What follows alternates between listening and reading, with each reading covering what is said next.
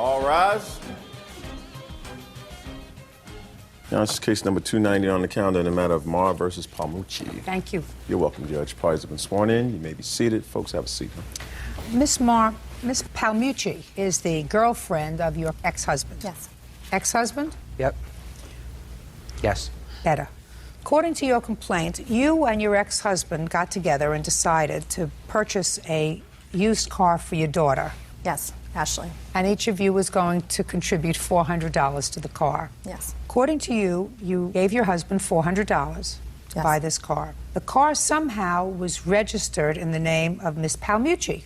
Yes. Your daughter drove the car for a period of time, and then, for whatever reason, Miss Palmucci took the car back. Yes. You want your $400 back. Correct. Miss Palmucci said it was always her car. Step up, sir. What's your last name? Marr? How long have you and your former wife been divorced? About 4 or 5 years now. And how long have you and Miss Palmucci been together? About 7 years. So I assume you and your wife were separated for a long time before you divorced. Yes. How old was your daughter when you left the house? Like 13, 12, 13, like that. How old? 10. 10? They're not always good with dates. Whose idea was it to get this used car for your daughter? It was my idea. Where did you find the car? My niece had it. She was selling the car. Did your wife, former wife, give you $400 towards the car? Look at me. It was my understanding that check that she gave me was for the work I did for her at her house a week prior to that. And I gave $200. How much was the car? The car altogether was $700. Did you have a conversation with your former wife with regard to her contributing to the car? The only conversation that we had was with my daughter and myself and Mary about the car. There was no verbal conversation about the car between me and my ex-wife. Did you have a conversation with your father about the car? Yes. Step up. Tell me your first name. Ashley. Ashley, tell me about when you had this conversation with your father about the car. Well, I was at work and he called and asked me if I wanted to discuss with my mother about getting the car from my cousin. Well, what specifically did he say? He said, do you think your mother would go half in buying a car for you? I said, yeah, she would. So I went home and talked to my mother about it, and she said, yeah, that's a good idea. Did your father tell you how much the car was? Yes. How much did he say it was? $700. And did you tell your mother how much it was? Yes. Who did you give the money to? My ex-husband. When? I gave it to him on July 28th. Did you give it to him in check or cash? Check. How much did you give him? $400. Why did you give him $400? Because I was told that the car was $800, and later on, after I had paid it, my daughter had said it was only $700. Did you originally tell your mother it was $800? I think I might have. What date did you get the car? July 31st. July 30th. And when was the car taken back from you? It's August 21st. Mr. Marr, you did have a discussion with your daughter about her mother going half for the car, unless you're calling your daughter a liar. Are you calling your daughter a liar? Me and Ashley discussed it. We didn't discuss anything with my ex-wife. Are you telling me that you didn't say to your daughter you think your mom would go half with me on a used car for you? No, it didn't take place, that conversation. Really? Yep. Tell me the work that you did for your ex-wife that you thought she was paying you for. I put a liner in the pool and a skimmer also. Did you arrive at a price with her? No, it wasn't. We didn't compromise the price. Well, how much did you spend for the liner? I didn't spend for anything. She bought the liner and I put it in. I installed it and the skimmer. How long did it take you? Half a day, about 4 or 5 hours. So what you're telling me, Mr. Marr, is you want me to believe, sir, that you thought that this $400 was your labor in putting in the half a day? Yeah, that I paid my brother-in-law with the other $200. Exactly. Really? Yeah. Even though you had not come up with an amount with your wife for what the job was going to be? No, since she doesn't make that much money, I was just happy with whatever she gave me, that's all. Mr. Marr, you're full of baloney, sir. Absolutely, positively, 100% full of baloney. If something doesn't make sense in this world, Mr. Marr, it's not true. If something makes sense, it's usually true. What makes sense is you having a discussion with your daughter and saying you think your mom would go half with me on a car for you, and giving her an inflated amount of $800 because that would have covered the tags and the registration, whatever it was to get it on the road. And she going to her mother and saying, would you do that? And her mother said, sure. And her mother hands you a check for $400. You don't even ask what it's for. You ask, don't know. It's for the swimming pool. It's for the liner. It's for the work. It's for the, I don't know what this is for. Thank you very much for the check.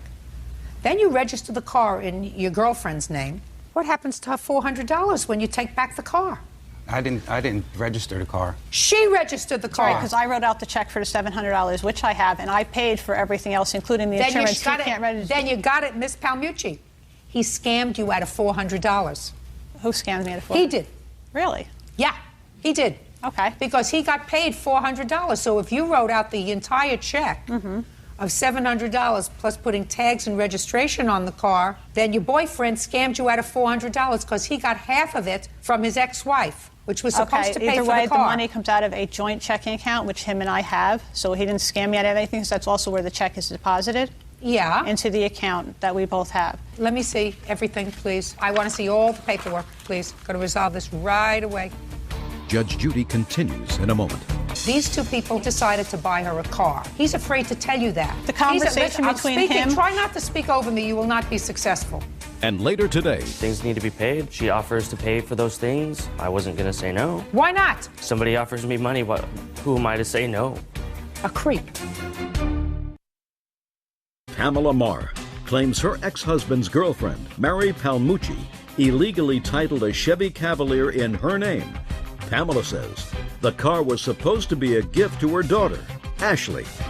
Why is the certificate of title all mangled? Because she attempted to take it from my house and tore it in doing that. Where's the car now? In my driveway. Who drives it? Nobody right now. Why not? It's not registered and insured. Does it still drive? Yeah, it Yeah, still there's drives. nothing wrong with it. Oh, good. You want to give him $350 for this car? Sure. Hmm? Yes. Good, because that's all they paid for. They said they paid In addition to the $700. insurance, the registration, the title, the amount that I had to have it towed in order to get the vehicle back. Shouldn't have done that. Because Well, you didn't get the only whole other story. choice that I was given by the police department Listen was to that I me. should file You didn't a get complaint the of whole theft. story, madam. The whole story was these two people have a child together. They decided to buy her a car. He's afraid to tell you that. The conversation Listen, I'm between speaking. him... Try not to speak over me. You will not be successful. You got yourself in the middle of it, and you shouldn't have. But she's going to give you $350. You get the other $400 from him, because that's what she paid him for the car, and you're going to sign over the title to her right now. I can't sign the title until after the other case goes to court. What other case? There's another case that's going to court on the 14th of November. For what? Her claim against him for assault. Her claim against him for Yes, assault. here's the paperwork. You want to see that Can I too? see it, please?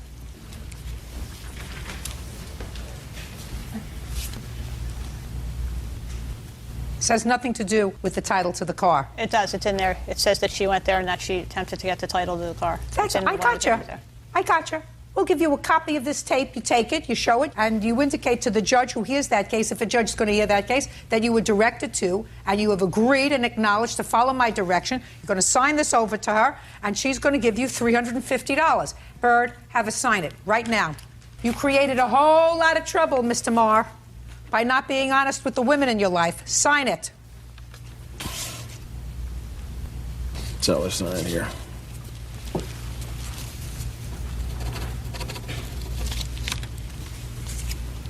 You have now purchased the car yourself. Do you understand? Yes. She gets $350. Now she's whole because she's going to take his $400 because they have a joint bank account. You got it? Yes. Very good. Thank you very much. Goodbye. Thank you. Parties are excused. You may step out.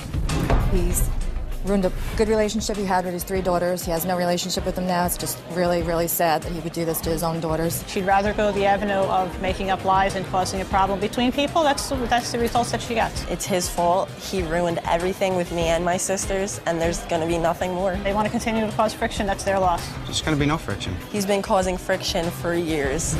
And now the next case. All parties in the matter of Price versus Emerson. Step forward. Peggy Price is suing her ex-boyfriend, Corey Emerson, for loans to pay rent, fix his bike, and travel to his brother's wedding. Corey says the money she gave him was never a loan.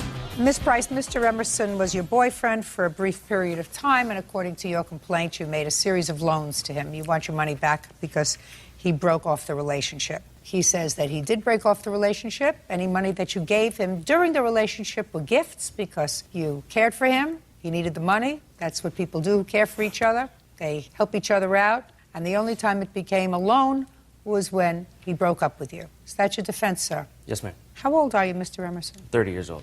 Ever been married? Yes, ma'am. How many times? Just once. When and for how long? I was married when I was 20 for 9 years. You have children. 2. How old are your children? 9 and 10. Do you see them? Almost every day. So you're a good father. I try to be, ma'am. What kind of work do you do, Mr. Emerson? I work for the railroad. And how long have you worked for the railroad? 6.5 years. Pay child support? Yes, ma'am. What about you, Miss Price? How old are you? 32. Ever been married? Yes. When and for how long? 2000 until 2005. Have any children? 2. How old are they? 5 and 13. Do you work? I do. What kind of work do you do? I'm self-employed hairstylist. Children see their father?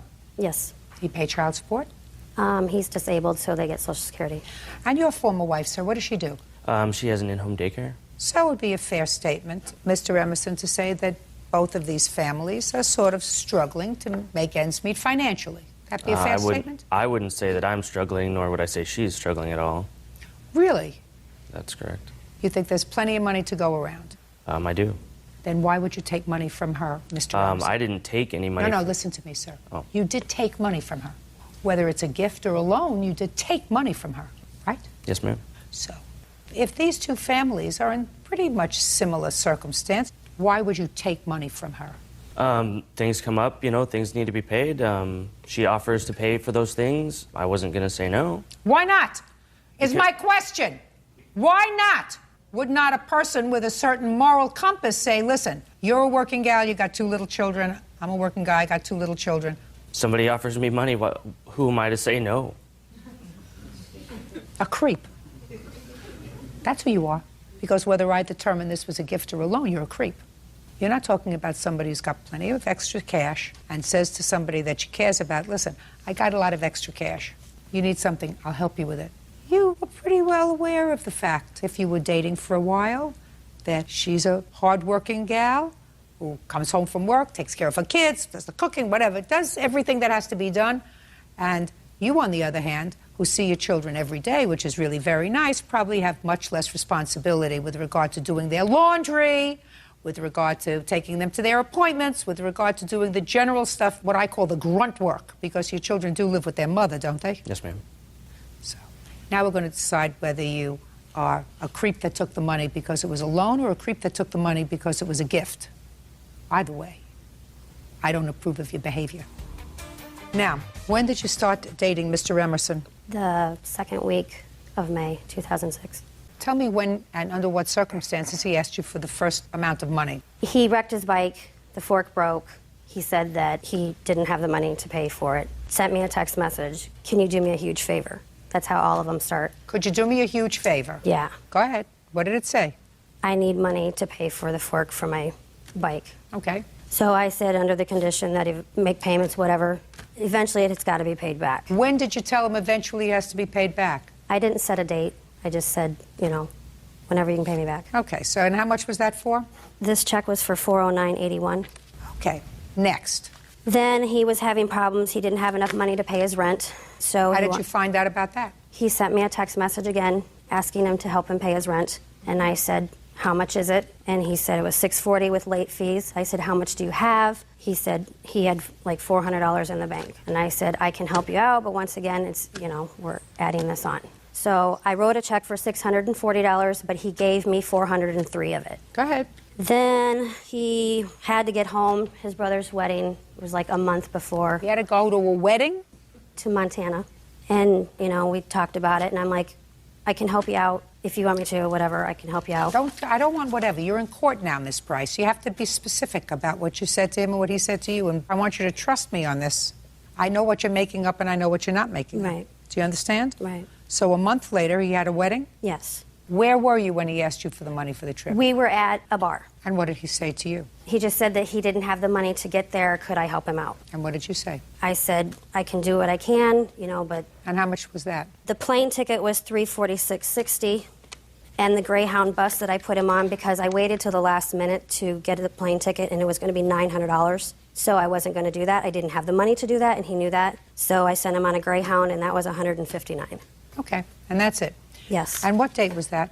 He left on the 1st of August and returned on the 8th. And when did you and Mr. Emerson stop seeing each other? He came in on the 11th, which was a Friday, at about noon.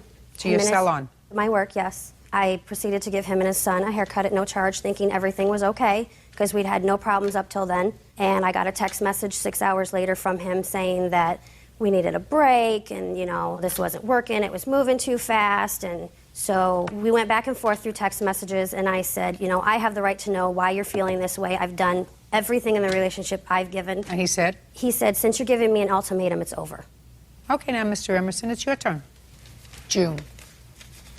June! June, the mountain bike. I wrecked my mountain bike. It was going to cost about $400 to fix it. I had talked with Peggy about the price, and she offered to pay for it. What would you talk to her about the price for?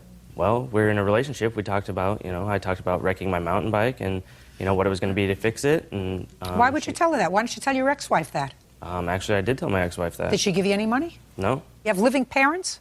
Yes. Yeah, well, your mother loves you for a longer time than the plaintiff did. Why don't you call your mother and say, I broke my spoke? I didn't need to. The plaintiff had already offered to pay for it. She wouldn't need to have offered to have paid for it, Mr. Emerson, if you didn't have a problem. And you wouldn't have had a problem if you called your mother or your father or your brother or your sister and said, could you loan me some money? Then you wouldn't have even had to mention it to her. It wasn't a loan. She just offered to pay for it, ma'am. Well, what about Mr. Emerson? You need not do that. I only know you 8 weeks. And I wouldn't think of taking any money from you because I have a mother who gave birth to me. I have an ex-wife who I support along with my 2 children. I have a brother, sister, father, who I've known a long time. I wouldn't think of taking money from you. How about that? Didn't even cross my mind. Nah, that's because you're a creep. Mr. Emerson, you want to tell me what cathartic event happened between the 1st of August when you went home to your brother's wedding and the 11th of August when you had your hair cut and your son's hair cut for free at Miss Price's salon that caused you to send her a text message that said, we need a break? It had been leading up to that. I want you to tell me the cathartic event between August 1st, when you left on a plane ticket that she purchased for you, and when you came back on a Greyhound bus ticket that she had purchased for you that caused you to say, we need a break. Okay, it was Follow my train of thought, sir. It was big deal was the plane ticket. She tells you she's going to do something and she'll play along with the story. I'm going to do this. I've got it taken care of. Don't worry. I'll do it. Just a second. Just a second. Let's get rid of the gobbledygook, sir. What you're complaining about is the fact that she does not follow through. Listen. What you're saying is she sent you home by bus instead of plane. Is that what you're telling me? That was one of the problems, yes. Oh, very good. Major creep. Major creep. Judgment for the plaintiff in the amount of $1,154. That's all. Parties are excused. You may step out. I'm disappointed. That's case number 328 on the calendar, the matter of Michael versus Bush. Thank you. Parties have been sworn in, Your Honor. You may be seated. Gentlemen, have a seat. Mr. Michael, the defendant is a friend of yours. Correct. This is the friend. His name is Peter All. And you know Peter because you have custody of his 4 children. Correct. You have custody of his 4 children because he and the mother of those children are incapacitated. They got in trouble in previous times and... With drugs. I'm not sure what legal matters, but yes, Trust me. Okay. In any event, how long have you had custody of the children? I'm starting my 5th year now. As a foster parent? Actually, it's a guardian. I don't get, court benefits. So you support them? Yes. What do you do for a living? I'm a paramedic firefighter. How did you come to take the children? I actually knew their mom. She lived in the neighborhood, and basically we knew each other that way. And when she got in trouble, I basically said that I would take care of them until she got out of the trouble she got into. And how often does their father see them? He doesn't see him as often as I'd like him to, but he does spend some time with him. And does he give you any money for their support? Well, he's done things like he's bought shoes for them and things like that. And money for their support. Yeah, there's been a couple occasions. He'll give you $50, $60 different times. And their mother? She's in Florida and haven't seen her for a few years. Well, Mr. Michael, it's interesting to know that there are still people around like you. Thank you. Anyway, Peter over here came to you and said to you that his girlfriend had a check that needed to be cashed. It was a certified check, according to you. And so, because you're a good soul, you said, well, if she's willing to wait, I'll put the money in my bank, because I don't have that much money. It was $6,000. I'll put the money in my account. When the check clears, I'll give her the money. But then somebody cried to you that they really needed the money. Who was that? Well, when they first came to me, they basically said that it was they didn't say girlfriend, boyfriend. They said that they were doing web designs together, business partners. And they basically said that they were short some cash right then. And so I said, well, I'd give them $2,500 up front. So you gave them the $2,500, and then later you gave them $3,500. After the check cleared my bank, and my bank called me and said the check had cleared, I withdrew the rest of the amount and proceeded in giving the rest of the amount to them. Who did you give it to? I had to give it to PD All because at the time I didn't have Talena's address, didn't have a number or anything, and at the bank she was the one that stated to give it to him and that she would get it. No, I never said that. Listen to me. Sorry. Don't interrupt. I'm sorry. Good. When did the bank advise you that the check was bad? It was the 31st of May. Can I see the statement, please? Yeah. There's the original check, and there's the notification from the bank.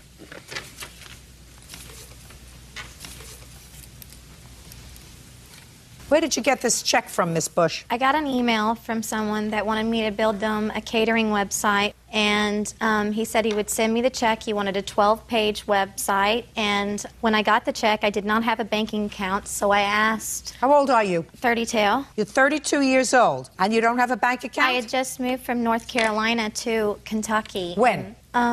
Maybe 2 months before I got the check. Yes. And I didn't have Who a are you banking living account. with?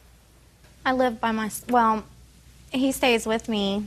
That would be me, her brother. You live in an apartment or a house? House. Do you rent it? I'm owning it. I'm buying it. Were you renting it? No. Well, whose house is it? How do you pay the rent? It's in his It name. would be my name. All of it.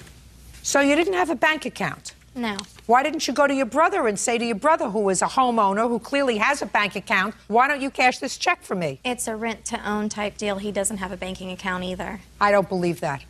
I don't believe that somebody who pays for a house, and he's clearly somebody who's been around the block a few times, doesn't have a bank account, a didn't. credit card. You have a wallet with you, sir? Yes, ma'am. Take out your wallet. Put it over there. Open up his wallet.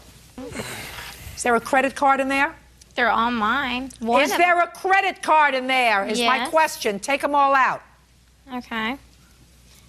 I had a bank account at one time. Just a second. Just take them out. All the credit cards. They're all not good. How many credit cards are there? 2, Bert, can I see the credit cards, 3, please? 4. I'll take them all. I have the credit cards. Bert, would you look in the wallet and make sure there are no other credit cards there, please? Thank you. The one with my... Shh, quiet.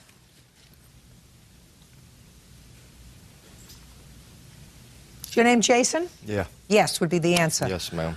Okay, so I have one credit card that's yours, and I have 3 credit cards that are your sister's. That would be you, Yes. correct? Yes. Okay. And one is a debit card. But the one... Just a second. One is a debit card. Now, I don't use this kind of stuff, but wouldn't a debit card presuppose that you have a checking account that goes with it, Bird? That's the general That's the general idea. You don't take this money out of, a chicken coop. You The take it out of a only bank, right? The only reason why I have that credit card in there is because I lost my ID and it's got my picture on it, and it was an old banking account that I closed in North Carolina. So why didn't you rip it up? Because I have to have it for my picture to come out here. Oh, to let's fly. go. U.S. Airways, Dividend Miles Platinum, and Liberty Union. What's Liberty Union? It's a prepaid credit card. All them credit cards are prepaid. Okay, And so a prepaid credit card doesn't mean you have to pay the bill? No, it means you put money on it to have the money on your card. They don't give you credit. You just put the money on it. And what about wired plastic? That's a prepaid. You have to put money on it. It's just a way, Sue, if you want to buy an airplane ticket or rent a hotel, you can do it. It's prepaid. You don't have to have credit. You just... And how do you pay for the... You put it on Western Union, and then the money's there for you to use it, to do things like that You with it. send them the cash into them to Western Union? Yes, ma'am. It's prepaid. Never heard of anything like this in my life. You have a bank account? No, ma'am. What's the name of the company you worked for who sent you this check? Extreme Web Design is the name of the company that I own. I'm the only person that works there. I didn't ask you that. I said, what is the name of the company who wrote you this check? Carlton's Catering Service. Where are they located? They're in UK is where it came from. But he said he was opening up a business in Cancun, Mexico, and requested for me to build him a website, 12 pages. And then after I had gotten the money, actually... Listen to me very carefully, sir. They're all a bunch of scammers. Him and her and the brother. You got scammed out of $6,000. You understand that? Yes, ma'am. Her excuse is he ran off for $3,500. I don't believe it. They scammed you. Judge Judy continues in a moment. How much money do you give Mr. Michael for your 4 children every week? We'll give it to him every week. Outrageous, sir. You are an outrage. And later today, She called me and said, I need to get my act together. I want to come back. I'm going to join AA. And I said, okay, we can make this work. real cases, real people. Judge Judy. Daniel Michael claims former friend Talena Bush had him cash a counterfeit check for $6,000. If he deserted his 4 children and is not parenting his 4 children, doing the most dishonest thing that a person can do, make children and then desert them, why do you think he would be honest with you? You know, he's just really been trying, and like I said, he comes around. He's been trying? I can look at him and tell how hard he's been trying. Where do you work? I work for Cox Drywall. Stand up. I work every day. Good. How much? That's great. How much money do you earn? $14 an hour. How much money do you take home a week? After taxes, probably over $400. And who do you live with? Oh, it's not an answer. my fiance and 2 children. Who's the fiance? Misty. Who is she? It's a friend. Wasn't your girlfriend? No, she wasn't my girlfriend. We just So you friends. live with Misty? In business together. You're in business with her? I used to be her errand. Used to run errands for us, what I did. Right. How much money do you give Mr. Michael for your 4 children every week? We'll give it to him every week. Why not? Just don't. Why? I don't know. Outrageous, sir. You are an outrage. Yeah, I'm an outrage. You're an outrage. Sit Yeah. down. Give her back this check, please. Can't look at her anymore. Him either. Judgment for the plaintiff in the amount of $5,000. That's all, sir. Do me a favor. Do me a favor. Keep your hard-earned money in the bank where you are going to need it for these children. Understand? Because you're not going to get any help from him. Thank you. That's all. Parties are excused. I'm going to step out. I didn't scam Dan. I tried to lend them money in good faith and got taken for it. I basically was scammed myself. If she got scammed by a check or not, I honestly don't know. Well, I didn't get the other $3,500. Dan gave that to Petey, and then he ran off with it. I wish I did get $3,500. Period. She's lying. It was a bad check. She didn't know about it, and she got took from him. He hustled her. They're together. They're the scam artists. I felt bad for Dan, yes. I'm not going to cash people's checks anymore. You learn from your mistakes. And now the next case. All parties in the matter of Howard versus Kozar. Step forward, please. 22-year-old Kendra Howard is suing former roommate Bridget Kozar for pocketing their rent money. Kendra claims Bridget is a thief. Miss Howard, you and the defendant decided to lease an apartment together. And it is your claim that during the term that you actually lived together, it was your practice to give the defendant your half of the rent. Yes. The defendant acknowledges that that was the practice, that you gave her your half of the rent. You claim that she moved out, and when you checked with the landlord says that the landlord never got your half of the rent, that there was substantial amount still owing on the lease, and you want to know where your money went. Ms. Kozar says that she actually did pay the rent each and every month that you were there. You were late in paying your rent, which caused late fees to accrue on the rent. Late fees, according to you, which was $3,270. That's a lot of late fees. Anyway, so I assume we're going to be able to work this out with paperwork. When did you decide to live together? It would have been October of 2005.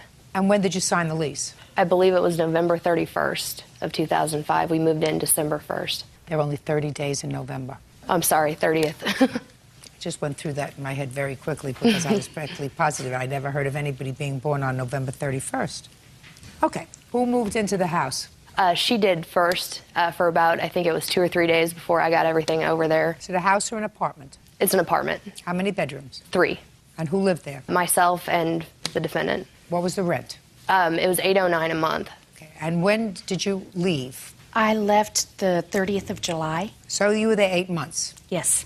Why did you leave? The plaintiff had made it quite clear that she wanted me out of the apartment. She wanted me gone and the place for herself and her boyfriend. And she made the situation to live there quite impossible. And for my safety, I decided I needed to get out. I couldn't wait till the end of the lease. This is the boyfriend? Yes. Okay. You living in the apartment now? Yes, ma'am. Good. Together? Yes, ma'am. Same apartment? Yes, ma'am. Okay.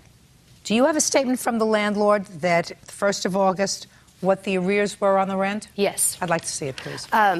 I don't have the actual statement from the landlord. I have the amount of money that they told me was owed and everything. That's not what I asked for. Okay, I apologize. I asked for a statement from the landlord. From the landlord, okay, that I don't have. Well, I don't accept what you have. What you have is merely your calculations. That's hearsay, Miss Howard. Well, I also have a sworn affidavit. I have receipts from what I paid that day. Sworn and affidavit everything. from whom? From my father. I have to see from the landlord what it is that he said were arrearages. Do you have that? Yes, I do, ma'am. Oh, great. Can I see it, please? You certainly may.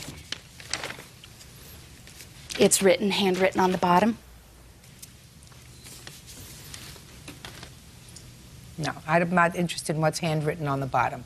I'm interested in this printed. Well, it would be at the top of the page, ma'am. Okay, so the balance due as of July 30th was $2,377. Yes. So I assume you have checks to the landlord. They did not accept checks, only money orders, and I have a few of the money order stubs, yes. Well, what about receipts? They didn't give receipts. They've given me a receipt every time I've gone in there to pay. No, Miss Kozar. I'm sorry, they did not give me a receipt when I went in. Well, that's your problem. Miss Kozar, you have a problem. Your problem is your own statement acknowledges that the plaintiff paid you her share of the rent each month, albeit sometimes late. That's what you swear to in your answer. And you say that late fees accrued because she paid the rent late. But there are no late fees that would have accrued that would have brought the balance of what was owed to $2,377.20. Part of what was paid, that had to be paid for her to be able to sign me off the lease to get me out of the apartment, which was what she wanted. And that was also August's rent. How much was that? $3,200. $3,200 to get her off the lease? No, that was how much was owed, and I didn't want to have a judgment against me, and that's why I paid it. Well, is that also to get her off the lease? No, I wasn't worried about getting her off the lease at that point. How much did it cost you to get her off the lease? Not a dime. Nothing? No. Okay, who are you? Alicia. Alicia what? Moreland. Are you a landlord or work for the landlord? No. Who are you? I am her best friend, and the reason why I know this is because every time that we went in there, I went with her, and at the bottom of the notice it says in order for I don't take what's in the bottom of the notice. Okay. The bottom of the notice is hearsay. Okay. Sit. May I present my side, ma'am? Sure. Okay. We moved in, and the first month went okay, but by February, she was having problems with her current boyfriend because they were drinking too much. Listen, and get on with the rent. We weren't even together. She moved out in February, just up and moved out because she broke up with the boyfriend, couldn't handle it, needed to leave, I'm left sorry. for Illinois. Don't speak. And I paid my half of that month's rent, but that still left me up in the air for her half. That's for when February. the late fees, yes, that's when the late fees started accruing. Okay. Then she called me and said, I need to get my act together. I want to come back. I'm going to join AA. And I said, okay, we can make this work. You know, and so I drove her to AA meetings and helped her work. Get on with the rent. And then it was a little bit before she got a job, and her dad paid for her expenses. But in the meantime, she may have come up with rent, but the late fees were still accruing, and I was paying her half of the utilities and taking care of her animal. And from there on, it just snowballed. Now, to listen to me. I hear your side of the case, and your side of the case is pretty much what you said in the answer, which was I did an awful lot of stuff for her. Bottom line is you were responsible for ensuring that the rent was paid. And I have heard nothing that either she or her father didn't see to it that her half of the rent was paid.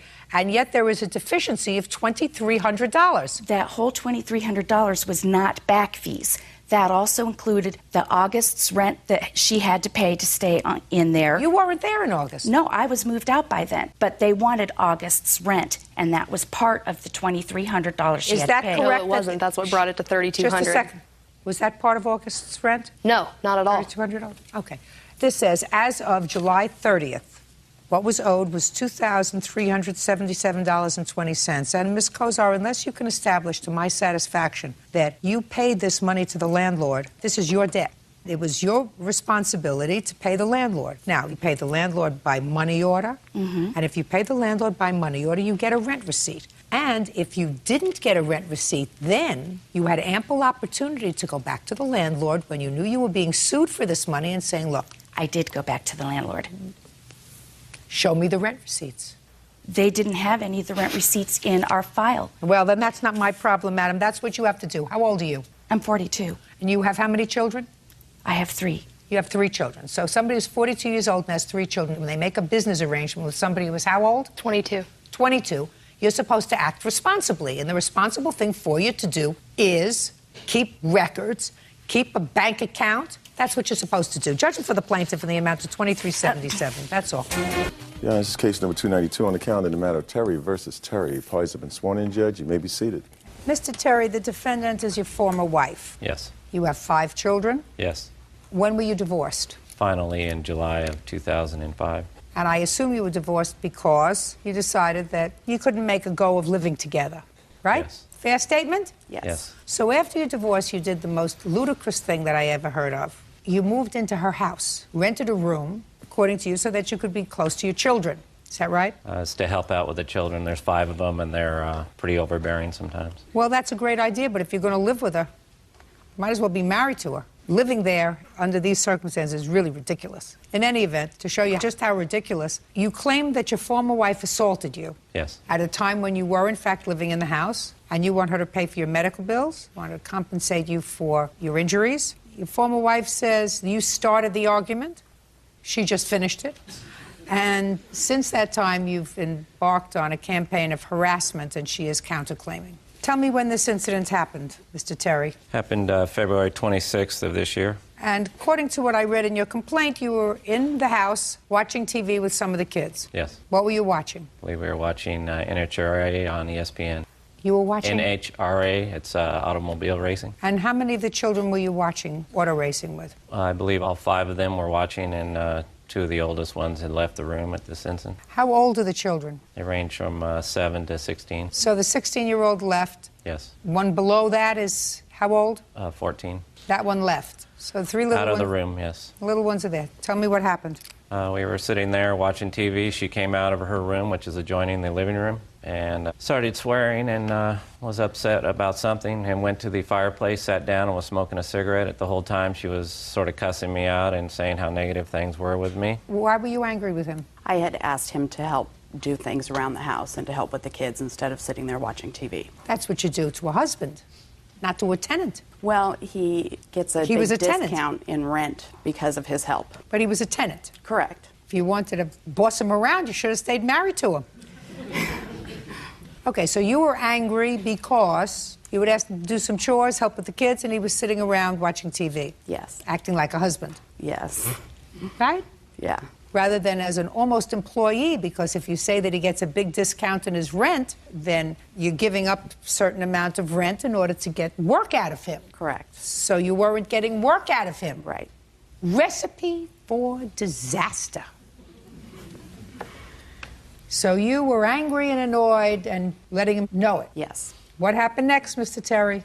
She kept raving on and Were you badgering me with her were you voices. Mr. Terry, were you ignoring her? I responded to some of the things, How did you respond? just with my mouth. In front of your children? Yes, nothing negative came out of my mouth. If there was nothing negative that came out of your mouth and she's cursing at you, why don't you tell me what you said to her? I don't remember. I was concentrating on the program. Well, try to remember, Mr. Terry. I'm curious what I you were just said, talking about in what's front of your I don't three... see what the problem is this evening. I'm with the 3 children. They're with me, or all 5 were with me, so it's not like I'm not watching them like she wanted to. And she just kept bickering. So go ahead, let me hear. And she finished her cigarette, got up, charged me, swung at my face, hit me in the shoulder. I have a previous injury, and it's like a tender spot in my shoulder. You were still sitting on the couch? Yeah, I was sitting on the front part of the couch, like leaning forward with my hands crossed, just watching the show. And I didn't think she was going to charge me like that. And she came up around the table, took a swung at my face. I went back. She hit me in the shoulder. I fell back, and my feet went up, and I broke the table in front of me.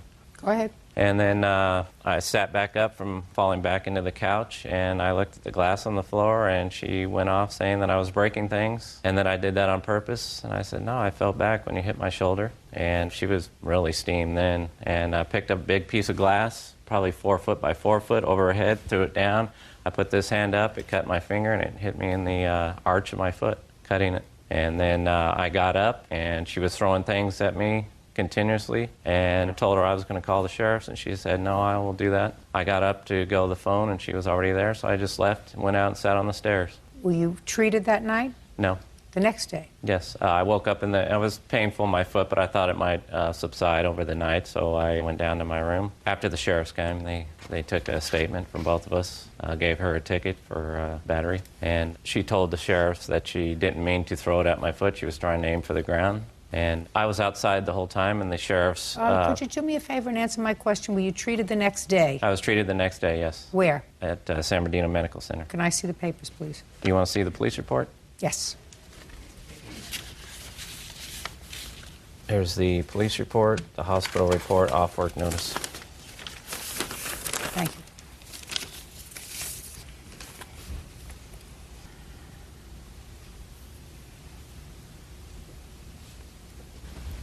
Okay, Ms. Terry, I'd like you to tell me your version of the events of the 26th of February. Okay. He was sitting on the couch, and I think just the one youngest child was there.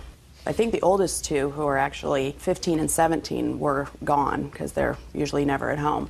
And he was sitting on the couch watching TV, and I went and stood in front of the TV and asked him if he would help me do some things around the house. This was in February, 8 months ago, so I don't remember what I needed him to do. However, when I stood in front of the TV, he told me to move my fat because he couldn't see the TV. And the TV is big, it's like a 52-inch TV. And so when he said that, I was furious. So I walked up to him, and as he's sitting in the corner of the couch, and I did put my hand on his shoulder and said to him, get out. We're done. We're not doing this anymore. Get out. And if you don't leave right now, I'm going to call the police. And that's when he kicked the table. And then when he did that, I was furious because my dad gave me that coffee table. It's very expensive. And I did not punch him. I did not hurt him in any way. I picked up the glass because it didn't really like shatter. It shattered but still stayed together. And I picked it up and I showed it to him and I said, look what you did to my table. And I threw it down on the wood right where it was. And again, it broke in like big pieces, you know, but not like shattering, like where there was like sharp edges because it's tempered or something like that. And he immediately got up and I walked over to the phone to call the police. In February of 2006, was he paying rent to you? Yes, he was. And he had paid February's rent? I believe so. You can't throw him out. Right. And who are you to throw him out? But he was damaging my property. No. Listen to me, Miss Terry. You can't do what you did, madam. What you did was 100% wrong. What you did was confuse your circumstance. I mean, you two people elected to have this bizarre arrangement where he rented an apartment room, I don't know what it was, and there was an understanding that he would help out with the children, help out with this, help out with that, but he's not your slave. You can't stand in front of the television set and expect no reaction. That's what wives do, stand in front of the act and say, listen, I asked you to do this and I asked you to do that and you didn't do it. So he responded to you. You didn't like it. Sticks and stones will break my bones. Names will never hurt me. You can't put your hands on him. Period. Judge Judy continues in a moment. The call that she made to the police says if he ever sees her with her new boyfriend, that he's going to kill him, and also told her that he's going to steal her boat. I don't know anything about that. Real cases, real people. Judge Judy. Matthew Terry claims ex-wife Kelly Terry owes for injuries he received during an argument in her home. Kelly is countersuing for harassment and for making false charges to Child Protective Services. How many days were you out of work, Mr. Terry? The following day was a Monday. I went to the doctor's. I left work at half day, noon. I was there by 2. What kind of work do you do? I'm a soils engineer, foundation engineer, inspector. So how many days' work did you miss? 4 days plus a Saturday. I was taken off work for 3 days, and my employer told me if, since I was off, don't tell me what Tuesday, your Wednesday, and Thursday, listen, you're that trying they to had talk no work. over me, Mr. Terry. Sorry. That won't do. I was taken off work from the doctor Tuesday, Wednesday, and Thursday. That's all. So Tuesday, Wednesday, and Thursday, 3 days. Yes. And how much do you earn a day? $300 a day. Are you not living in the house now? No. How much child support do you pay for your 5 children? $2,000 a month. You up to date? Yes. Great. When did you move out, sir?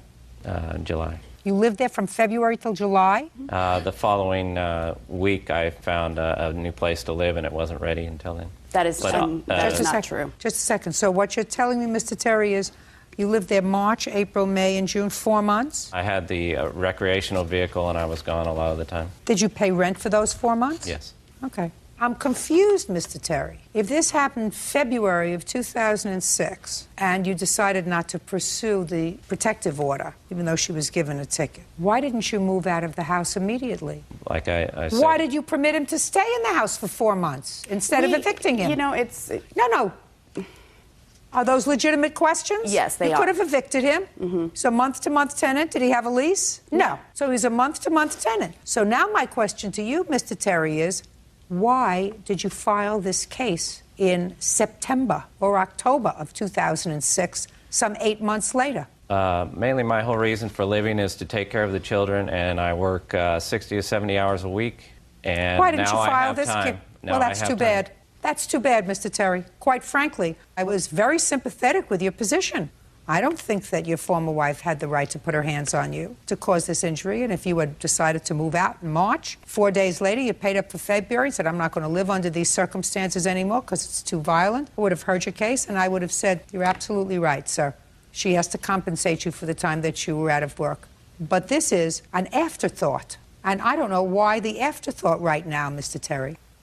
You want to explain that to me? There has to be a reason for this afterthought. I didn't want to create any more negativity in the home. Well, you did by staying there for 4 months, sir. I think it was more of a positive thing for the children and to take care of the children. That's my main thing. Just a second. For the last 4 months, is that right? Yes. So why would you sue your former wife now? I'm out of the house, and it would not You don't create think that any negativity right now. Oh, really? You think not? Yes. You think that the fact that you have children who are certainly of an age of understanding know that their father is suing their mother in court for thousands of dollars wouldn't create negativity? She sued me in court for divorce. That's different, sir. It was more of a financial thing with her. That's different, sir. And I did not tell the children there was any litigation going on. You may not. Don't you think that your litigation against their mother at this point creates stress? I mean, you're suing her for $5,000. Yes. And if you're suing her for $5,000, I'm sure that in your financial circumstance, the fact that you rented a room to you indicates that you're not exactly flush with dough. So $5,000 is a lot of money to her.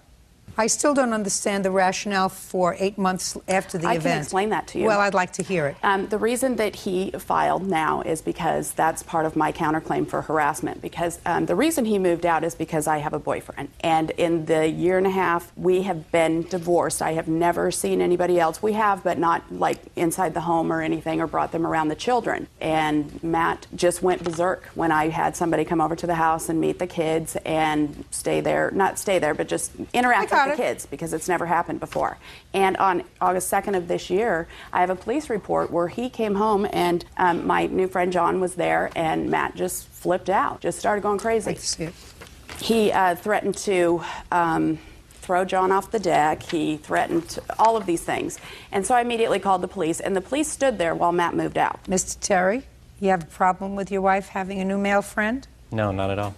So you want to tell me your version of what happened on the 2nd? Yeah, I came home from work and she'd called me maybe 20 times on my cell phone while I was at work in meetings, such things. And when I got home, I told her, you can't call me like 20 times a day. I was in meetings and she said, you better respond to me. And so I went downstairs and she chased me all over the house, just badgering me the whole time. I went to make a phone call to the sheriffs and she kept pulling the wire out of the house. Was her boyfriend there? No. So the boyfriend wasn't there? No. This had nothing to do with the boyfriend? No, he wasn't there. So he wasn't there when the altercation took place? Well, it's interesting because she called the police, and the call that she made to the police says, called the RP and told her that if he ever sees her with her new boyfriend, that he's going to kill him, and also told her that he's going to steal her boat. RP would like an emergency restraining order against the subject. Why? I don't know anything about that. You don't? No. Okay. There was no restraining order. He lived in the house up until that day. And the police were there as he was packing his stuff and leaving, and he did make a comment to John. We were outside, you know, I just wanted him to just go, and he walked by the sliding glass door and said in front of the police, I hope you're clean because I'm calling Child Protective Services to John. I hope your record's clean. And after that, and that's where the counterclaim comes in. This is the second time in my life I've ever been to court. The only other time was divorce court, and the judge commended us on having the most friendly divorce that he had ever seen. And we've been friends this entire time. We've been great friends. We're just not good married. You weren't good living in the same place either. We were for a long time. A long time we were, until I decided to move on with my life. And that's the problem that he had, is that I guess because I married him, I'm never entitled to be happy. I don't love him like that, you know. He lives in an RV. He parks it in front of my driveway, in the street, in a cul-de-sac. He'll leave it there for 3 days. He'll start fights with the neighbors, and all of this has been since August of this year. Why, Mr. Terry? The last time I brought the RV up, she told me to bring it and bring the kids to the dental appointments, and also Kenny, my 8-year-old, has a heart condition. He has to go to echocardiogram. So I brought the vehicle up. She knew that's the only vehicle I drive. I parked it in her driveway. Yeah. Plugged into her electricity. Right.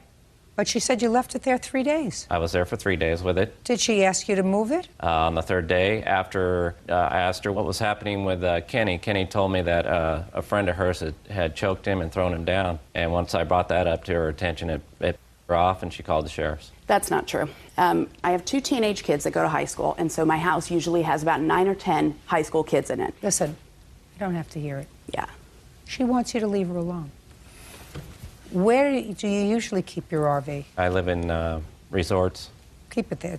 Just keep it out of her driveway. Yes. All right, Ms. Terry, I'm not entertaining your counterclaim for harassment right now or ever. I think that things have happened, and he's just got to get over the fact that you're moving on. Moving up, moving on, moving out. You're absolutely entitled to do that. Hopefully, and I want you to pray every night that he meets a nice young lady, because that's the way that he's going to move on. He's going to move on. He's going to take you off his plate and put somebody else on his plate. Go looking for somebody. Go to Match.com. Go someplace. Go someplace, Mr. Terry. You'll find somebody who absolutely adores you. I'm not after her at all. Good. My whole thing since the divorce was to take care of the children. That's my main thing. Listen to me. I raised them. Listen to me. My sense is that you both are trying to be reasonable parents. Yes. You're just frustrating your children in the process. And if you have occasional spats, that's unfortunate, but it's not unexpected. You're going to have occasional spats. If you didn't fight, then you would still be living together. But Mr. Terry, there is no way that I'm awarding you $5,000 and taking that out of the mouths of your children. That's just not going to happen. You are, however, entitled to reimbursement for the 3 days that you were out of work as a result of your former wife's actions. That's $900. Did you have any unreimbursed medical bills? Yes. What were the unreimbursed medical bills? Unreimbursed. I have to pay back the insurance company, Pfizer What insurance company? Pfizer Health, Benesite, for anything that I recover that they paid for out in medical bills. Listen to me. If what you're telling me is that your insurance covered the medical bills, that's what you're supposed to tell me. Yes, they covered $300. I have a $200 deductible, and I have to reimburse them for any... I understood what you just said to me, sir, and I think that you're a very smart man, a little passive-aggressive, but a smart man. So is what you're telling me that you had to pay $200 because that's your deductible? Let me see the check for $200. I don't have a check. Well, did you pay it? I paid $110 of it. Show I owe me. $94. I Show don't me. have it. Well, that's too bad. So your wife owes you $900. That's your wages for the 3 days you were out of work. Mr. Terry, put your hand down. Judgment for the plaintiff in the amount of $900. That's all. Parties are excused. You may step out. Clay versus Tyler. Parties have been sworn in, Judge. You may be seated. Folks, have seats, please. Ms. Gantway, the defendant is your sister. Yes. According to your complaints, she has a car that belongs to you that she refuses to return. And at some point in a dispute over the use of that car, your sister assaulted you. Your sister says that the car is hers, you gave it to her, and that she never laid a hand on you. If anything, she was trying to protect you from yourself. So, Ms. Cantway, tell me how it came to be that your sister actually had possession of your car, because clearly the car is in her possession. Yes. Last year, July 30th of last year, we decided to write up an agreement. I needed to borrow some money. I was having financial difficulties due to a personal situation, and we were going to write up the financial agreement that she was going to loan me the money and use the car. There were other circumstances behind it that she needed help. Listen to me. Relax. You're going to have a turn to speak. Do you understand? So sometime last year, you were going to write up an agreement. We did write up an agreement. Can I see it, please?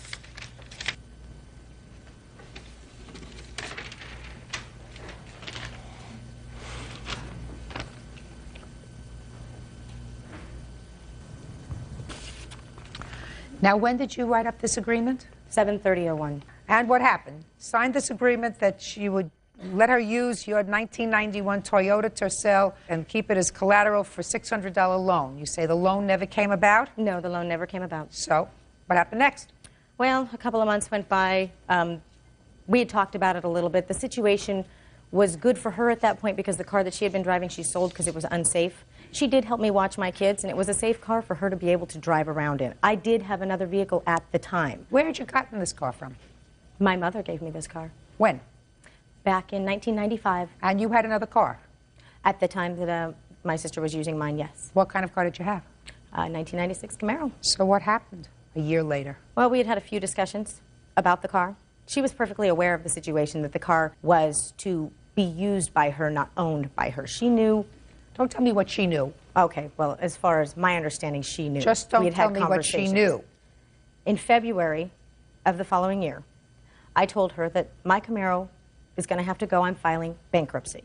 Well, something happened to the Camaro prior to them repoing it on the bankruptcy anyway, but either way, it was going to go. I told her I have to have the vehicle back. We discussed being able to work out terms of sharing the vehicle so that neither one of us would be without a car. Let me ask you this question, Ms. Cantway. There came a time when you signed over the pink slip to the car to your sister. Yeah. When was that? I think that was probably about a month later, maybe. A month later when? A month later in? From the time that we signed the agreement. So at the end of August? Yes. Now, could you explain to me why you signed over the pink slip to your Because sister? at the time, I did not have a driver's license, and in order to insure the vehicle, it was extremely expensive. The insurance What do you mean company, you didn't have a driver's license? You told me that you had a... Yeah, I had a car, but that doesn't mean I drove speaking. it. You told me that you had another car that you were driving. I didn't drive it. I had another car. Why weren't you driving it? I didn't have a license. Why not? I made a mistake. Something I had to pay for. Has nothing to do with the situation of why I don't have my Tercel now. If it has anything to do with drinking, it has to do with the situation, because your sister says part of the problem was you're drinking, driving at the same time, and that the altercation that you had that resulted in you say you getting assaulted had to do with her trying to protect you and your children. So what I'm asking you is, you said you'd made a mistake that had anything to do with a DUI that you Yes, ma'am, received. it did have to do with a DUI. Okay. So at the time that you gave her the pink slip for the car, that allowed her to put the car in her name. For insurance purposes. No. No. That's prima facie evidence of a gift. If you turn over the pink slip, it says that you are now the owner of the car. I thought I was getting a loan. But you didn't get the loan. I didn't get a loan. I gave her time to give me the money. She's supposedly getting a settlement. I needed the money to pay my attorney. She never got a settlement. I never got any money. So I was without my vehicle and without a loan. So are you telling me, but for the fact that this transaction never took place, you would have sold her your car for $600? No, collateral. Well, let us say that she never gave you the money. Which never happened. You never took your collateral back because you had already I tried. Right. I tried. Okay, now let's move on. Let's move on to this assault that you allege. July 4th, my sister I knew was going to the Baptist church with my mother for the fireworks show, so I called and said that I was going to come and use the car in order to take my children to the fireworks. I received a phone call back that I am not allowed to use the car unless I ask nicely. So I drove over to the house to find out what was wrong, what was going on. We ended up getting into an argument about the agreement, about the car. She grabbed her keys, grabbed her purse, and went down the stairs to get into the vehicle. I sat in the passenger seat, and I turned it off. I said, you're going to... No, just a minute. She ran downstairs, and you followed her. I walked downstairs, followed her, yes. Go ahead. I turned off the ignition. As I did that, she reached over, grabbed my hand, scratched up my hand right here. I threw the keys out the window as kind of just a response to being grabbed. She started to claw at me. I threw up my hands, grabbed her wrists, and asked her to stop. What are you doing, is what I said. Okay, Miss Tyler, I'll hear you. When we did the agreement, I was the one that did that. I said, Serena, I want to give you something for the car. She said, look, I'll sign over the pink slip. I really don't want the money. But I went ahead and did that anyway. No, that's not what happened, Miss Tyler. Just pay careful attention to me. That's not what happened. Not unless you can show me that the pink slip to the car was signed over on July 30th. This was signed over on September the 14th. Right. Yeah. Okay. All right. Right. So it wasn't signed over on July 30th. Well, let's get your story together. Okay. So anyway. Now let's start from the beginning so that you can hopefully get your story together properly. Your best defense is the truth. I want you to understand that. Judge Judy continues in a moment. She got really belligerent with me and said something about my son who was brutally murdered 5 years ago. And she started punching on me, and then she threw the keys out the window. Real cases, real people. Judge Judy. Serena Cantway says she used her car as collateral for a loan from her sister, Suzanne Tyler. Serena says the loan never happened and Suzanne won't return the car. Serena also claims Suzanne assaulted her. You sign this piece of paper. Right. You signed it. Right. This piece of paper says you're getting this car as collateral towards a loan for $600 in which I will repay her at $25 a month. That's what this says. Oh, that is not the one. I don't have a copy of that. Really? Oh, show this No, to her. I'm I don't. sorry.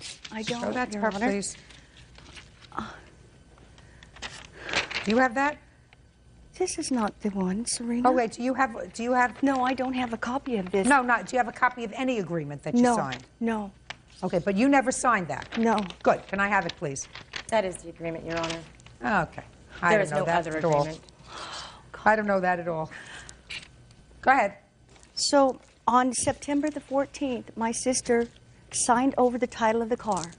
Tell me about the conversation that you had I with her. did tell her I did want to give her some money for the car. This was before she signed this over. I said, I don't feel right about it. But she said, don't worry about it. Mom got the car for me, and it's like a family heirloom. I'm going to pass it down to you. That's not true. Okay. Can I see the pink slip? I've Can I see never called the title? car a family heirloom. Go ahead. So then after this, I was always driving her kids around because she had 2 DUIs. So I was doing that for her. And then I think it was a few months after that, Serena had mentioned that she was behind on her Camaro payments. And so it was not too long after that that she totaled the Camaro. And I didn't total the Camaro. Yes, you did, Serena. Ms. Tyler, just talk to me. She Don't totaled the interrupt me. Camaro. She didn't have any insurance. The car was going to be repossessed. So she hid the car in the garage for 3 weeks. And she went down and she got an insurance company to insure the car. When her boyfriend got back from Spain, they went and they told the insurance company that he was the one that was driving it, so she Your wouldn't Honor. get in trouble because she didn't have a license. So then I was she filing made bankruptcy. I'm sorry, but I was going to lose the car. I did not wreck it. Go ahead. Ma'am, okay. Then after this, it was like a few weeks after that, her and her girlfriend came up to the house. You're talking about the incident in July? No, July ma'am. 4th? She's talking. This was in the spring of 2002 when she wrecked the Camaro. Okay, she wrecked the Camaro. Right, Go and ahead. it was like 2 weeks after that. I was sitting on the front porch, and her and her friend came over, and a friend of hers was outside talking to me, and Serena went in the house, and she said, you need to give the car back to Serena. And I said, what are you talking about? And what did you do to her? And I said, Miss what are you... Cantway, I'm sorry, I don't ma'am. want to hear you. I'm sorry, ma'am. I said, I says, what are you talking about? And she says, you need to give that car back to Serena. And I says, this is an agreement between me and Serena. It's really none of your business. And I asked her to leave. And then she got really belligerent with me and said something about my son who was brutally murdered 5 years ago. So I called the cops and asked her to please leave. Who said that to you, the friend? Yeah, her Okay, friend of a hers. friend. Keep going. So then I asked, Serena was there, and I came out. I said, Serena, what is... I called the cops because I said, you got to get this woman off my property. Okay. So then I told Serena, I says, what is the deal with the car? Don't interrupt her. I'm not interrupting. She didn't I was raising interrupt. my hand. No. She didn't interrupt you while you were testifying. Yes. When she did once, I told her to be quiet, and she waited. That's what I'm telling you. Do you Okay. understand? Yes. I don't have to say it again. It irritates me to be irritated. I'm sorry to irritate you. Good. Real cases, real people. Judge Judy. Serena Catway says she used her car as collateral for a loan from her sister, Suzanne Tyler. Serena says the loan never happened and Suzanne won't return the car. Serena also claims Suzanne assaulted her. Keep going. So then I confronted Serena because she was there, and I said, what is the deal with the car? What is this about this contract that you're talking about? And she says, well, I was using that against Scott in case he wanted to get his hands on the car. And I'm going, what are you talking about? And I want the car back after you get your settlement. And I'm thinking, and I told Serena, I says, well, Serena, I don't know why you... What Ms. Tyler is she talking about? Because I have a workman's comp settlement. I broke my neck, and I'm still recovering from that. Would you tell me, please, what happened on the 4th of July of 2002? Yes, Serena wanted to borrow the car, and she had borrowed the car 5 days in a row because I know she was out of vehicle, and I was trying to do the nice thing for her. And you had your driver's license back at that time? Yes, she did get it back, yeah. So, but during that week, she had, I know this for a fact because she left the house and she drove the car twice drunk, and she let somebody else drive the car.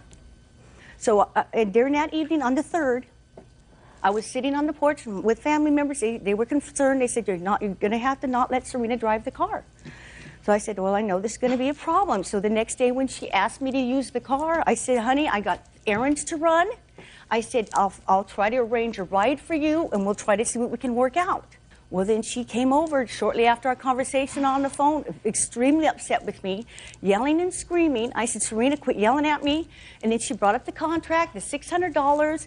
She kept it up, and I said, I've got to get away from here. So I grabbed my keys, and I began to go down the stairs. She followed me. She got in the car. She grabbed the keys. We were like this, and she started punching on me, and then she threw the keys out the window.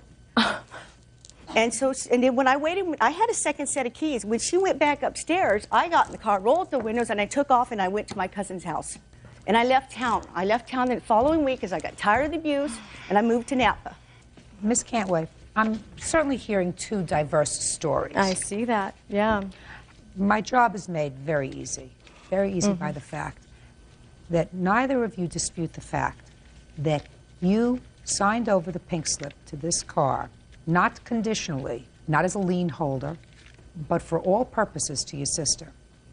If you had signed it over to her and been a lien holder for $600, because that was the condition of giving it to her, that she would pay you $600 or give you $600, there would have been a lien on the car for $600. Yeah. But you did not. You signed it over so that she is now the owner of that car. Yep. So your lawsuit with regard to the return of the car is dismissed.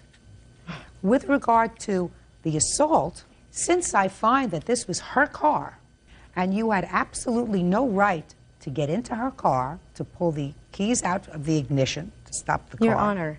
I'm speaking. She says it's because you had either let someone else drive the car or nobody else family. drove the I'm car. speaking, or people told her that you were driving the car while you were intoxicated. And if it's her car in her name, she is liable for anything that happens to the car.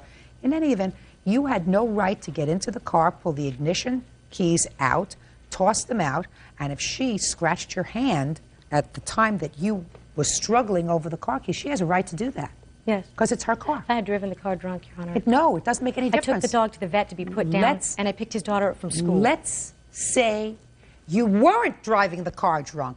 You still have absolutely no right to get into her car and touch her property, and she has the right to use whatever force is necessary to get your hands off the ignition keys. And if she scratched your hand while she was doing it, she scratched your hand. That's it. I mean, it's certainly very sad She that... neglected to mention to you what she did to the other girl who was supposedly so belligerent at her house. The other girl mentioned, why don't you give the vehicle back to Serena? It is her car. Do you know what she did to that girl? She grabbed her by the bottom of her neck and scratched her all the way up to her ears. Now, if this person that you brought to the house said something to her about her child who was murdered in No, the course they of the, said in the nothing course, about that. you were They would inside. not You do were inside. You were not outside. I when was that outside. No, I don't, Ms. Cantway. The porch I is don't right believe there. a whole lot of what you're telling me. What I do believe is that you gave your sister your car because you had another car. You had no use to have for this second car. You had a newer car. I wish the I was newer, that I'm rich. speaking. The newer car got repossessed. You said, I want my car back. She said, I'm not giving you your car back. She said, but I'll share it with you. I'll share it with you. You use it when you need it, and I'll use it when I need it. And then you had an argument. No. And you want a court to resolve it as a family dispute. I don't intend to do that. Case is dismissed. That's all. Oh, no excuse. You're going to step out. He's got a lot of animosity to me, and it really hurts my feelings, and I wish he didn't have to come to this. I just found out the blood's not thicker than water. She was demanding and wanted it back, and it wasn't just going to work out that way for her this time. According to her, I'm the spoiled one that gets her way all the time. Well, obviously not, huh? Maybe somewhere down the road we can settle it. And now the next case. All parties in the matter of Panzeri versus Maria, step forward, please. 25-year-old dental hygienist Gina Panzieri is suing her former friend, 23-year-old student Heather Merrier, for her share of a vacation in Daytona Beach. Ms. Panzieri, you and the defendant have been good friends, decided to take a vacation together. According to your complaint, one of you purchased the tickets, the airline tickets, and the other one reimbursed for half. And then the agreement was that the defendant would pay you for half the hotel. You booked that on your credit card. You went away, she didn't pay, you want her half. Correct. Now, you had an agreement to pay half the hotel. Yes. You went away with her. Yes. You didn't pay half the hotel. No. You have a defense. Yes. Okay. How much is half the hotel? Her half of the hotel is $1,075.44. Okay. And can I see the documentation for that, please? Absolutely.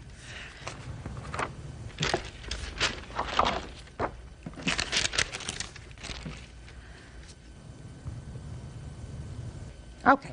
I want to let you know that I'm looking at the bill. The bill indicates that the only thing on here was the room, the tax, room charge, so there were no other additional charges on this bill. You understand that? Yes. It's clear you did not pay her your half. Yes. Tell me very quickly what your defense is. Well, we arrived in Daytona, and the first 3 days were fine, and every day after that was awful. She was an absolute nightmare. She acted like my mother. We went down there to have So you a didn't good have a time. good time together? No, not at all. And so what did you do? I didn't stay in the hotel half the time. You stayed where? I stayed with friends that I met down there. Fine. Where you stayed in their hotel? Yep. Did you pay them? Nope. Good. So you have to pay her. Understand? Yep. Has been sworn in, Judge. You may be seated, sir. Have a seat, please. Ms. Lee, according to your complaint, you and the defendant had a long-distance relationship. You lived several hours away from each other, and you were in this relationship for a couple of years. 2 years. That's correct. That's a couple. Yes.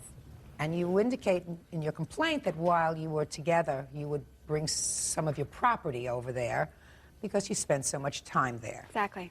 The relationship terminated, and you want your property back. Correct. The defendant says that you did bring some things to his house, and the things that you brought to his house were gifts. In addition to being gifts, he talks about money being taken off for vandalism and other nonsense. So we'll get to it in a minute. When did you start this relationship? Mid-August of 1999. And where were you living? Portland, Oregon. And where was the defendant living? Tukwila, Washington. How far is that? 180 miles.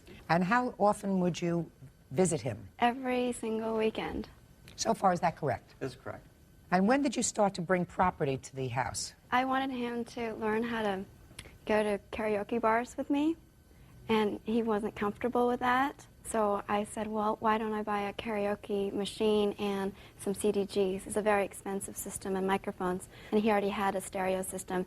And since we spent so much time there, that's the first time I bought that. And So you brought it to the house? yes, ma'am. So that's one of the items that you want back, your karaoke system. Correct. What else did you bring there? DVD player. What would you bring a DVD player? Don't. Sorry, Your Honor. A DVD player. Tell me Correct. about that. Tell me how that well, came about. Adam wanted to have a system downstairs. He bought a 65-inch TV downstairs with a DVD player. But then I said, well, I like to be upstairs because it's cold downstairs. And he says, well, we don't have a DVD player upstairs. So I said, all right, I'll go buy one. Okay. Just so, like that. So you went and you bought one. At Costco. I have the receipt. And you brought it to the house. I did, because I'm always there. Sorry. Sorry. I'm nervous. Don't be silly. Be sorry. nervous, but don't be silly. I'm sorry, Judge. Good. Okay, so you brought the DVD player over there so that you could use it upstairs because you were cold downstairs. Yes, correct. What else? I have a list. Do you want me to show it to you? Sure. Okay. Okay, it's organized by level of importance. No. I'm sorry. Listen to I'm me. sorry. Listen to me very carefully. Okay. I want you to tell me what things are yours. They're Give all me back mine. a list. Everything on this list is mine. Go, read it. Okay, the CDG collection. Slowly. $1,500, a CDG player, $300, a DVD player, $245, a set of microphone cables and stand, $150, office furniture at Costco, $399. She's been paid for these Oh, things. shh. Sorry, Your Honor. Now let's get to the office furniture. Yes? What kind of office furniture? It's a set because he had an office room. I didn't really like his office set, so I said, let's just go get a new one because I really liked him. I thought we were going to spend... Strike that. Listen to me. Okay. Strike that off your list. If you say, you have a set, I really don't like it, I'm going to get a new set. No, he wanted a new set. Or he wanted a new set, and you said, I'll go get it. Go ahead. What's next?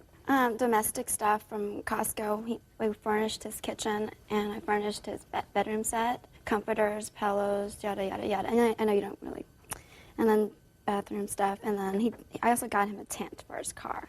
A what? A tent for his car, but which he traded in. I'm curious. How did the tent come about? He said that he can't drive a car without a tent. Shh, please. So He wanted one, so I got it for him. Good, that's nice. That's a gift. Next. And all the other furniture that I bought was like a dry erase board, wall. Like I had 5 wall frames that I bought at an auction. Well, what'd you bring him there for? Because I moved out of my condo and I didn't have room for it, and he said he'll hold it for me. Oh, really? Those things I want to hear about. What was that he said he would hold for you? Well, because I didn't have room in my... Tell me what it was that he said he well, would hold. It's like a dry erase board. Well, A what? The dry erase board. It's like a large one that you can like write on. It's mahogany. It's really pretty. I don't understand what that is. Did you say dry erase board? It's a dry erase board with mahogany sides. You pull it out, and you can like. It's a dry erase. On it. You write on it. You got that, sir? Yes, I do. But I gave her money for that, Your Honor. He decided how much he wanted to pay me. She paid $25 for it. Just a second. He gave you money for it? He says he did, but he did not give me money for it. He just says, I gave you money, and he decides what it's for. That's the way that's the way he does things. Okay. Let's deal with 2 items. All right, we'll just deal with the... Let's deal with 2 items. Okay. If you're smart, you don't bring things to somebody else's house until you got a piece of paper that says the state of, where do you come from? Washington recognizes that this person and this person are husband and wife, they live together, anything they have is joint. You want to be a fool and bring over all those things to the house? Fine. You want to be a fool and pay for the tinting on his car? Yes, ma'am. You do that. But you don't come to court then and say, listen, you have to make me whole because the relationship didn't work out. Otherwise, I would be working 24 hours a day, and I don't like to work so hard. Real cases, real people. Judge Judy. Hannah Lee says ex-boyfriend Ezra Blanche owes for a karaoke machine, a DVD player, and other household items. Ezra says Hannah forgave the debt when she lost a bet. Okay, let's deal with the karaoke machine and the DVD player. Let me hear, sir, your rendition of the karaoke machine. Well, basically, the idea was to go half on the CDGs and things like that. But I didn't want it, I figured if we're going to break up, I don't want to have to deal with having to give it back to her, so I gave her money for these things. You did? How much money did you give her? Yes, I gave her $1,200 as payment on a lot of the things. Let's talk about specifically the karaoke machine. Okay, and the DVD player. The DVD player was actually a gift. As a matter of fact, that was a Christmas gift. But she's all about money. Basically, okay. I'm not interested in your editorial comments. Just stick to the facts. Okay. The fact is that she believes that she can throw money at something. Listen to me.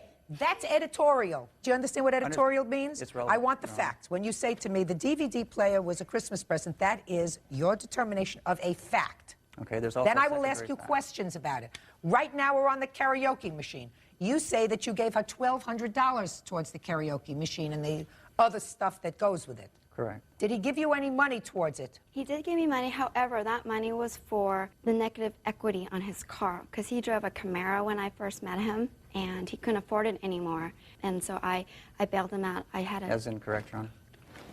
Go ahead. It was $7,000 negative equity, and he had to get rid of the car because his child support was going up. So how much did you give him? I gave him my Tercel. That's $4,500. You gave him your car? I traded in my car, and I bought a Mazda Miata. So how did he get any money?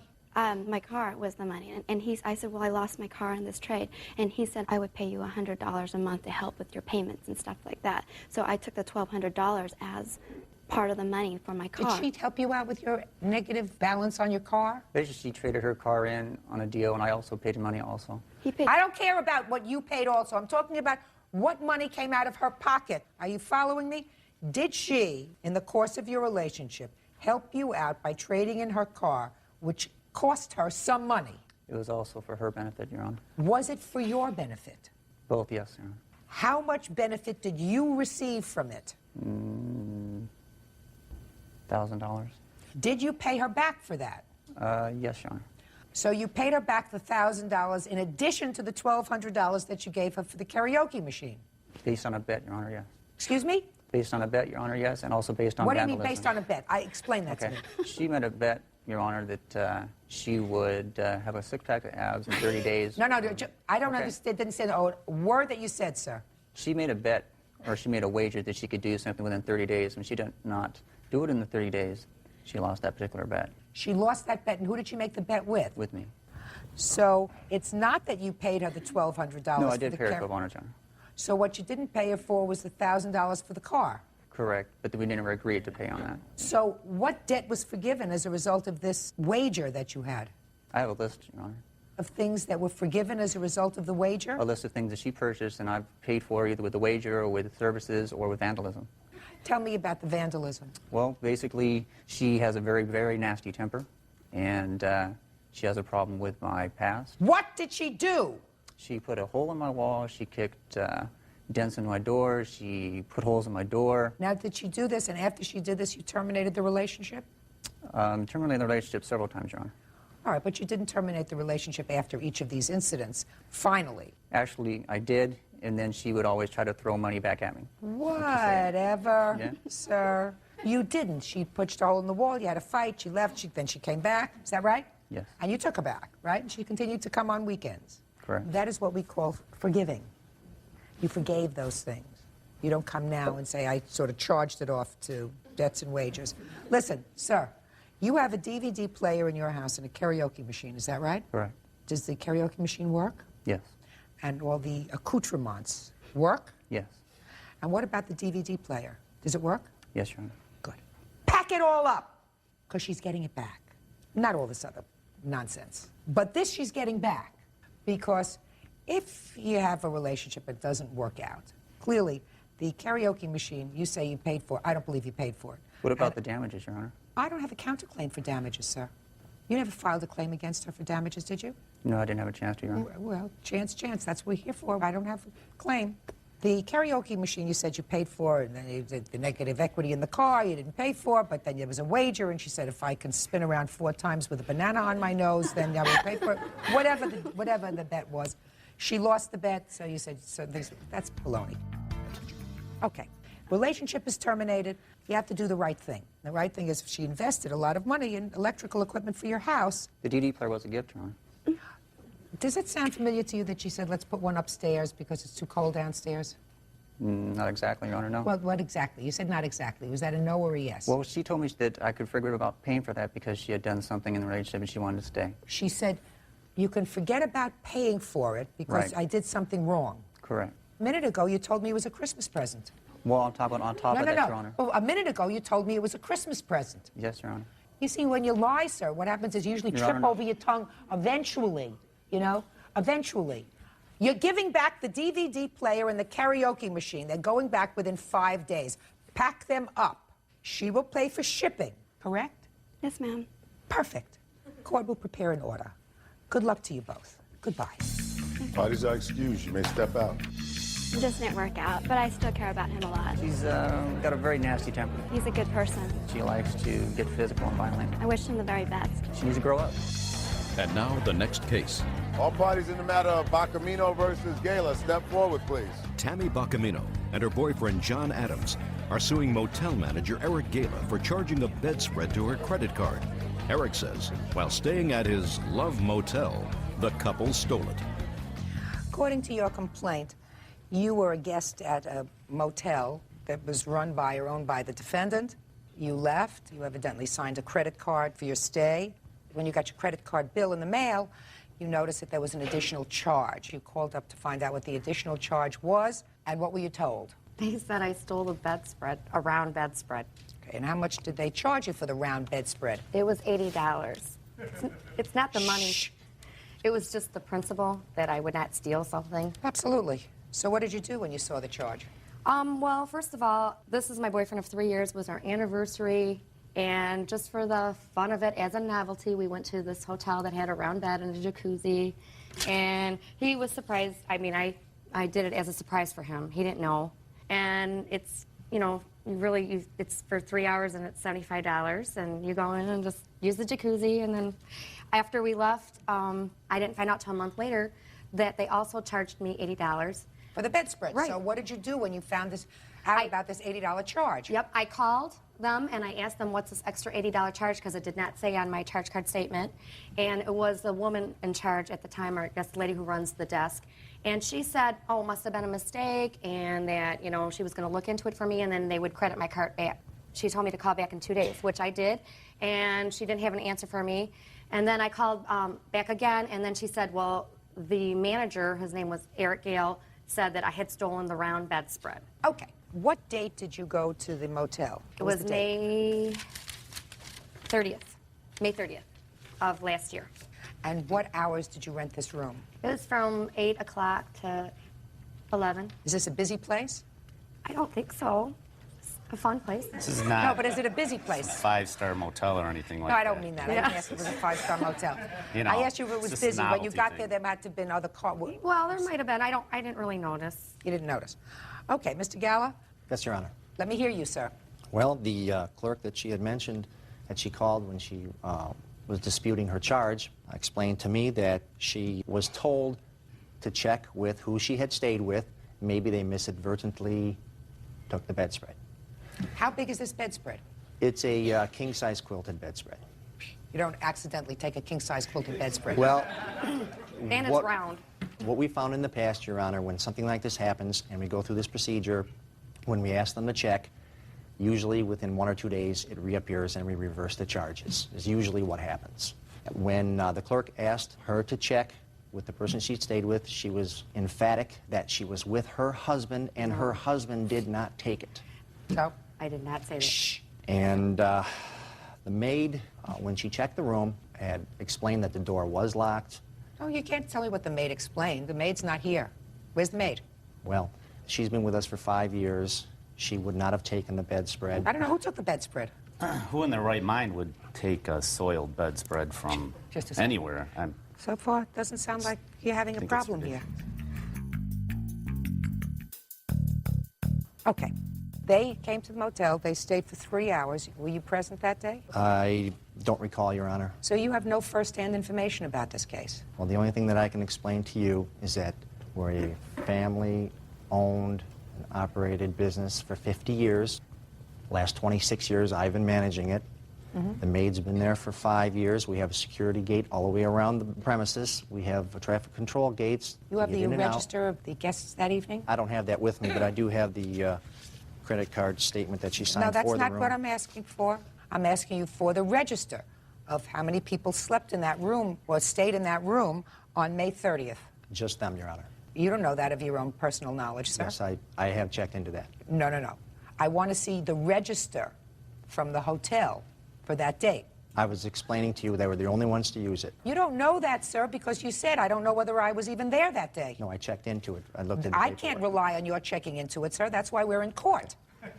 The maid does make a morning check, and She's not here, Okay. sir. You're giving me hearsay. Okay. And you Your can't Honor. testify because, you know what hearsay is about? Hearsay is about my being able to cross-examine a witness, which is exactly what we're doing now. I'm examining you. I'm not just asking you questions that come out of here. I'm asking you questions to get facts. You can't give me the facts of your own knowledge. You can only give me facts based upon something that you've heard from somebody else, which is useless to me in court. So, you have to reverse their charge for the $80. They say they didn't do it. You have Judge Judy, born Judith Sheindlin, is one of the most famous TV judges in the world. Known for her sharp wit and no-nonsense attitude, she became a household name with her courtroom show that ran for 25 years. Millions tuned in daily to watch her deliver quick, tough, and often witty judgments. After her legendary show, she launched Judy Justice, continuing her legacy as a fearless and iconic voice in television law.